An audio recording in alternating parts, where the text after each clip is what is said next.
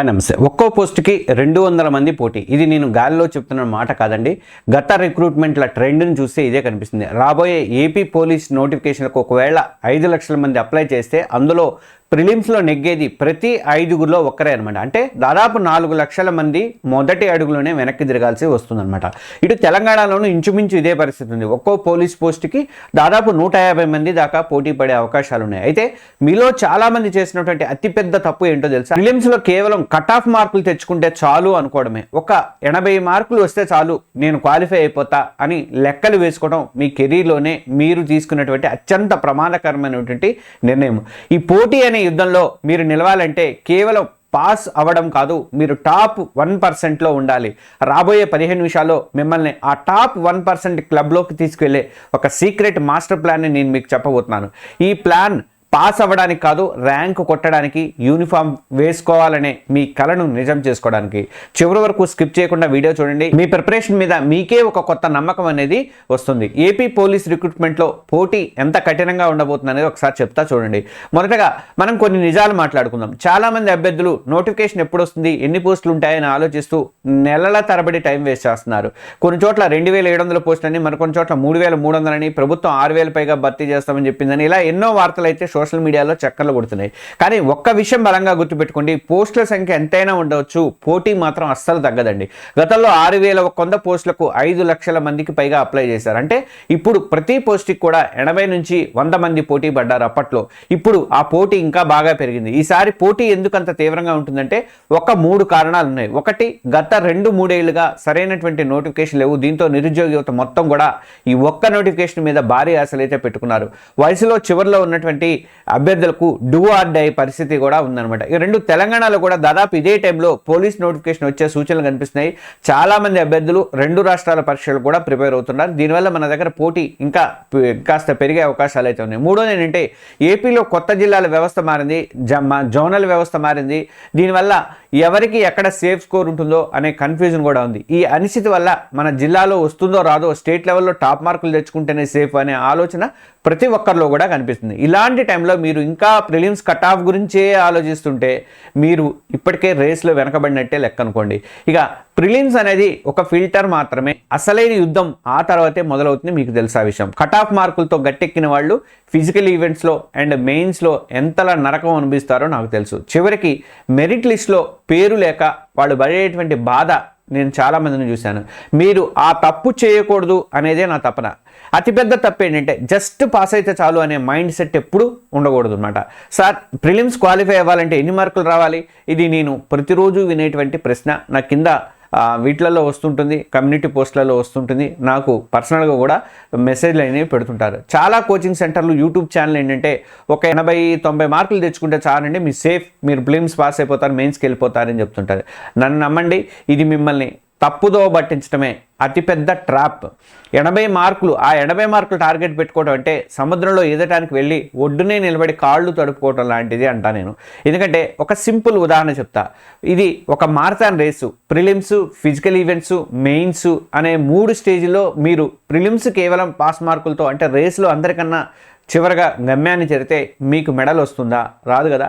అదే మీరు ప్రిలిమ్స్లో top score సాధిస్తే ఏమవుతుందో తెలుసా? మీలో తెలియనటువంటి ఒక ధైర్యం వస్తుంది. నేను ప్రిలిమ్స్లోనే లక్షల మందిని దాటి ముందుకు వచ్చా, ఈ ఈవెంట్స్, మెయిన్స్ నాకు ఒక లెక్క అనే యాటిట్యూడ్ మీలో పుడుతుంది. అది గర్వంగా మారకూడదు, కానీ మీలో కాన్ఫిడెన్స్ అనేది పుడుతుందనమాట. ఆ జస్ట్ పాస్ మైండ్ సెట్ ఎందుకు డేంజరో చూడండి. ఒకటేంటంటే, కట్ ఆఫ్ ఎప్పుడు ఒకేలాగా ఉండదు. పోయినసారి కట్ ఆఫ్ 80 మార్కులు ఉండొచ్చు, ఈసారి పేపర్ ఈజీగా వస్తే కట్ ఆఫ్ 95 కూడా పెరగవచ్చు. మీరు 80 మార్కులే టార్గెట్ పెట్టుకొని పేపర్ టఫ్గా వచ్చి 75 దగ్గర ఆగిపోతే మీ పరిస్థితి ఏంటి? ఈ ఒక్క మార్కుతో కూడా మీ కళ కాలి బూడిదైపోతుంది. కట్ ఆఫ్ అనేది లాస్ట్ ర్యాంకర్ మార్కు అని గుర్తుపెట్టుకోండి. మన టార్గెట్ లాస్ట్లో ఉండటం కాదు, ఫస్ట్లో ఉండటం. రెండోది, భయాన్ని, ఒత్తిడిని పెంచుతుంది. ప్రిలిమ్స్లో అత్యవసర మార్కులతో పాస్ అయితే మాత్రం అయ్యో మెయిన్స్లో ఇంకా ఎక్కువ స్కోర్ చేయాలి, లేకపోతే నాకు జాబ్ రాదనే భయం ఎప్పుడూ కూడా మీ మెదడుని తొలిచేస్తూ ఉంటుంది. మీరు చదివినంతసేపు కూడా ఆ టెన్షన్లో మీరు సరిగ్గా చదవలేరు. అదే ప్రిలిమ్స్లో మీరు 120 లేదా 130 తెచ్చుకున్నారనుకోండి, అప్పుడేమవుతుంది? ఆ కాన్ఫిడెన్స్ అనేది మిమ్మల్ని రెట్టింపు ఉత్సాహంతో మెయిన్స్కి ప్రిపేర్ చేస్తుంది అనమాట. ఇక మూడోది ఏంటంటే ఫైనల్ సెలక్షన్ మీద కూడా ప్రభావం ఉంటుంది. కొన్నిసార్లు ముఖ్యంగా ఏపీపీఎస్సీ కానీ టీజీపీఎస్సీ కానీ ఆ ప్రతి పోస్టులో కూడా ప్రతి స్టేజ్లో చూపించిన టాలెంట్ కూడా లెక్కలో తీసుకునే అవకాశం ఉంటుంది. ప్రిలిమ్స్ మార్కులను డైరెక్ట్గా కలపకపోయినప్పుడు కూడా టై బ్రేకర్ సందర్భాల్లో ఏదైనా మీ ప్రిలిమ్స్ పెర్ఫార్మెన్స్ పరోక్షంగా మీ ర్యాంకును కూడా డిసైడ్ చేసే అవకాశాలు అయితే ఉంటాయి. ఇది ఊహాగానం మాత్రమే. కాబట్టి మొదటి మంత్ నుండే సిక్సర్ కొట్టాలి అని చెప్పి మీరు డిసైడ్ అయిపోండి. సో ఇప్పటి నుంచి పాస్ మార్కులు అనే పదాన్ని మీ డిక్షనరీ నుంచి డిలీట్ చేసేసేయండి. మీ టార్గెట్ ఒకటే, టాప్ స్కోరు. ఈ మాస్టర్ ప్లాన్లోకి వెళ్లే ముందు ఒక చిన్న మాట, ఈ ఛానల్లో నేను మీకోసం ఇలాంటి ప్రాక్టికల్ స్ట్రాటజీలు, సబ్జెక్టివ్ వారీగా అనాలిసిస్ వీడియోలు నిరంతరం తీసుకొస్తూ ఉంటాను. ఈ 5 లక్షల మందిలో మీరు పోటీలో మీరు ఉండాలి అంటే అక్కడ 5 లక్షలు ఇక్కడ 5 లక్షలు, 2 రాష్ట్రాలకు అదే పరిస్థితి ఉంటుంది.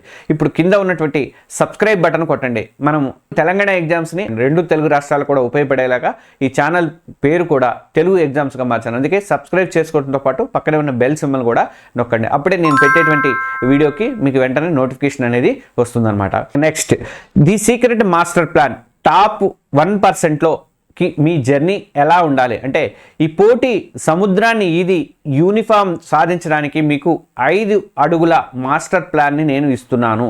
దీన్ని శ్రద్ధగా చూడండి. ఇక్కడ నుంచి వీడియో స్కిప్ చేయదు ఎట్టి పరిస్థితిలో. మీ ప్రిపరేషన్లో దీన్ని అప్లై చేసి చూడండి. రిజల్ట్ అనేది మీకే తెలుస్తుంది. ఇందులో ఫస్ట్ స్టెప్ ఏంటంటే 150 మార్కుల టార్గెట్. మీ విజయాన్ని రివర్స్ ఇంజనీరింగ్లో చేయండి. మీ ప్రిపరేషన్కి ఏం చదవాలి అని కాదు, ఎన్ని మార్కులు కొట్టాలనే ప్రశ్నతో మొదలవ్వాలన్నమాట. మీ టార్గెట్ 200కి 150. వినడానికి కొంచెం ఎక్కువగా అనిపించినా సరే ప్లానింగ్తో అది సాధ్యమైతే అవుతుంది. ఇప్పుడు ఈ 150 మార్కులను సబ్జెక్ట్ వారీగా విడగొట్టుకుందాం. మన ప్రిలిమ్స్ పేపర్లో ప్రధానంగా 3 విభాగాలు ఉంటాయి: arithmetic, reasoning, general studies and English. Reasoning mental ఎబిలిటీకి వచ్చేసరికి ఇది కింగ్ మేకర్ అండి. దాదాపు 80 నుంచి 100 ప్రశ్నలు ఇక్కడ నుంచే వస్తున్నాయి. మీ టార్గెట్లో 90% ఖచ్చితంతో 75 నుంచి 80 మార్కులు సాధించడం అనేది ఇక్కడ చాలా ముఖ్యం అనమాట. ఇక అర్థమెటిక్, ఇది కొందరు కష్టంగా అనిపించినప్పటికీ కూడా ప్రాక్టీస్తో మార్కులు తెచ్చిపెట్టేటువంటి సబ్జెక్ట్ ఇది. ఇక్కడ ఒక 20 నుంచి 25 మార్కుల వరకు కూడా లక్ష్యంగా పెట్టుకుంటే అర్థమెటిక్లో. జనరల్ స్టడీస్కి వచ్చేసరికి ఇది ఒక మహాసముద్రం అనుకోండి. మొత్తం చదివి పండితుడు అవ్వాలనుకోవడం కూడా తెలివి తక్కువ పని. ఇక్కడ మీ టార్గెట్ 100 ప్రశ్నలకు 50 నుంచి 55 మార్కులు సాధించడం అని పెట్టుకోండి. English basic grammar, vocabulary, comprehension మీద దృష్టి పెడితే కనీసం 10-15 మార్కులు అయితే ఎక్కడికి పోవు, వస్తాయి గ్యారెంటీగా. ఇప్పుడు కలపండి. 75 మార్కులు మీరు రీజనింగ్లో తెచ్చుకుంటే ప్లస్ 20 మార్కులు అథమెటిక్లో తెచ్చుకుంటే 50 మార్కులు జిఎస్లో తెచ్చుకుంటే 10 ఇంగ్లీష్లో తెచ్చుకుంటే మొత్తం 155 మార్కులు డెఫినెట్గా వస్తాయి. చూసారా?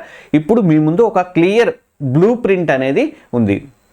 దేనికి ఎంత టైం కేటాయించాలో ఒక ఐడియా అనేది మీకు వచ్చింది. గుడ్డిగా చదవడం ఆపేసి ఈ టార్గెట్ ప్రకారం చదవడం అనేది మీరు మొదలు పెట్టండి. మీరు యూనిఫామ్ ఎస్ఐ కానీ కానిస్టేబుల్ కానీ యూనిఫామ్ పోస్ట్ కొట్టడం అనేది గ్యారంటీ అనమాట.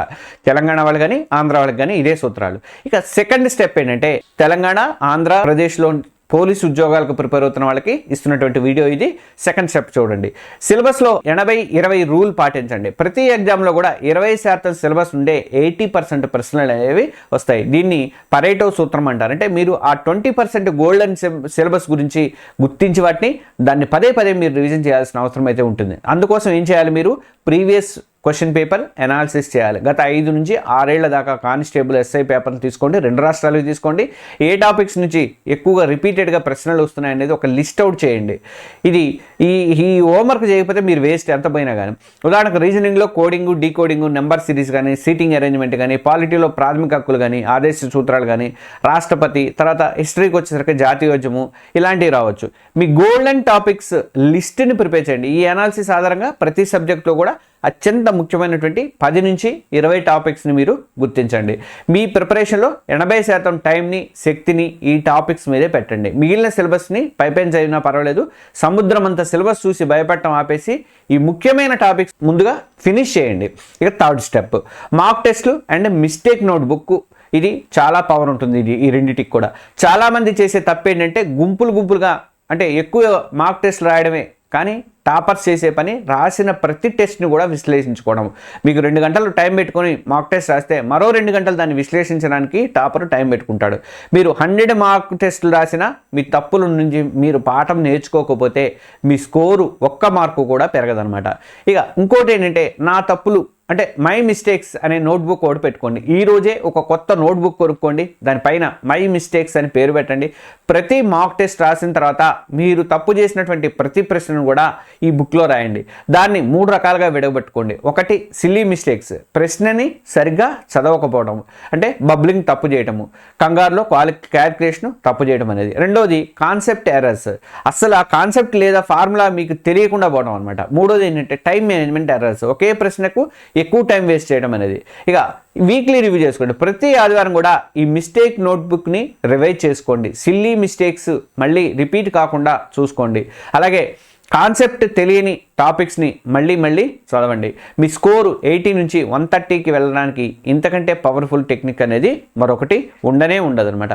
ఇక మీరు 4th స్టెప్, తెలంగాణ అండ్ ఆంధ్రప్రదేశ్కి సంబంధించి ఎస్ఐ అండ్ పీసీ ఉద్యోగాల్లో మీకు నేను సూచనలు ఇస్తున్నా. అందులో భాగంగా 4th step time management and ప్రశ్నలను వదిలేసేటువంటి ధైర్యం రావాలి. పరీక్ష అనేది మీ నాలెడ్జ్ని మాత్రమే కాదు, మీ టైం మేనేజ్మెంట్ స్కిల్ని కూడా టెస్ట్ చేస్తుంది అనమాట. అంటే 200 ప్రశ్నలు 180 నిమిషాలంటే ఒక్క ప్రశ్న నిమిషం కన్నా కూడా తక్కువ టైం అనేది ఉంటుంది. అందుకే మీ ఈగోని పక్కన పెట్టండి. పరీక్ష హాల్లో మీ అతిపెద్ద శత్రువు మీ ఈగోనే. ఒక కష్టమైన ప్రశ్నకు, ఒక ఈజీ ప్రశ్నకు వచ్చేది ఒకటే మార్క్ అని గుర్తుపెట్టుకోండి. ఏదైనా ప్రశ్న 60 సెకండ్ల కంటే ఎక్కువ టైం తీసుకుంటుంది అని అనిపిస్తే మాత్రం వెంటనే దాన్ని స్కిప్ చేసి ముందుకు వెళ్ళిపోండి.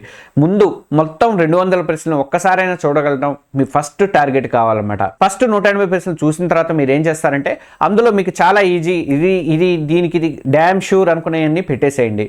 రెండు అంటే మొత్తం 3 సార్లు చేయాలి. రెండోసారి చేసేటప్పుడు కొంచెం ఈజీగా చేసుకుంటూ పోండి.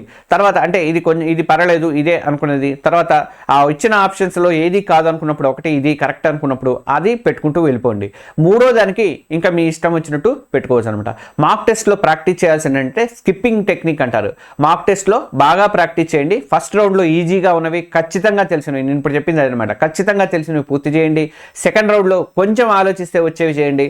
లాస్ట్ రౌండ్లోకి వచ్చేసరికి టైం ఉంటే కష్టమైన వాటిని ప్రయత్నించండి. ఈ ఒక్క పద్ధతి మీకు తిరుగులేదు. ఏ ఎగ్జామ్కైనా, పోలీసు ఉద్యోగానికి కాదు, ఏ ఉద్యోగ గ్రూప్స్కైనా, దేనికైనా సరే, సివిల్స్కైనా సరే, ఈ స్కోర్ని కనీసం 15 నుంచి 20 మార్కులు పెంచుతుంది అనమాట. ఇక 5th step physical and mental ప్రిపరేషన్ని కలపడం అనమాట. మర్చిపోదు, మీరు అప్లై చేస్తున్నది క్లర్క్ ఉద్యోగానికి కాదు, ఒక పోలీస్ ఉద్యోగానికి. ఇక్కడ చదువు ఎంత ముఖ్యమో శారీరక దారిద్ర్యం కూడా అంతే ముఖ్యము. ఈవెంట్స్ ప్రాక్టీస్ అనేది ఇప్పుడే స్టార్ట్ చేయండి. చాలామంది ప్రిలిమ్స్ రిజల్ట్ వచ్చాక చూద్దాంలే అని చెప్పేసి అనుకుంటారు. ఇది ఆత్మహత్యతో సమానం అంటారు. అంటే ప్రతిరోజు కూడా ఉదయం లేదా సాయంత్రం కనీసం 1 గంట గ్రౌండ్లో గడపండి. రన్నింగ్, వాకింగ్, బేసిక్ ఎక్సర్సైజ్లు అయితే కంపల్సరీగా చేయండి. ఇక ఆరోగ్యకరమైన శరీరంలోనే పదునైనటువంటి మెదడు ఉంటుంది. మీరు రోజు వ్యాయామం చేయడం వల్ల శారీరకంగానే కాదు మానసికంగా కూడా మీరు చాలా స్ట్రాంగ్ అవుతారు. ఒత్తిడి తగ్గిపోతుంది, ఏకాగ్రత పెరుగుతుంది, ఎక్కువ గంటలు కూర్చొని చదవడానికి కావాల్సినటువంటి ఓపిక అనేది మీలో వస్తుంది. ఈ ఫిజికల్ ఎనర్జీ మీ మెంటల్ ఎనర్జీని కూడా పెంచుతుంది అనమాట. ఈ రెండింటిని బ్యాలెన్స్ చేసిన వాడే అసలైన విజేతగా నిలుస్తాడు. ఫ్రెండ్స్ గుర్తుపెట్టుకోండి, పోటీ అనేది ఈసారి తెలంగాణలో కానీ ఆంధ్రాలో కానీ పోలీసు ఉద్యోగాలకు పోటీ అనేది భయంకరంగా ఉంది. వాస్తవం అనేది కఠినంగానే ఉంటుంది. కానీ మీ చేతిలో ఇప్పుడు ఒక క్లియర్ యాక్షన్ ప్లాన్ ఉంది. ఆ 5 లక్షల మంది గుంపులో ఒకరిగా మీరు మిగిలిపోవద్దు. ఆ గుంపు నుండి బయటకు వచ్చి ముందు నిలబడే లీడర్గా మిమ్మల్ని మీరు తయారు చేసుకోండి. మీ లక్ష్యం పాస్ అవ్వడం కాదు, పరీక్షను శాసించడం. ఈ 5 స్టెప్స్ ప్లాన్ 150 మార్కుల టార్గెట్ ప్లస్ 80/20 రూలు, తర్వాత మిస్టేక్ అనాలిసిస్ చేసుకోవడం, తర్వాత time management and physical mental balance. ఈ ప్రిపరేషన్లో ఒక మంత్రంలాగా వీటిని పాటిస్తూ ఉండండి. ఈ మాస్టర్ ప్లాన్పై మీ అభిప్రాయం ఏంటో కింద కామెంట్స్లో చెప్పండి. మీరు ఏ స్ట్రాటజీని ఫాలో అవుతున్నారో నాతో పంచుకోండి.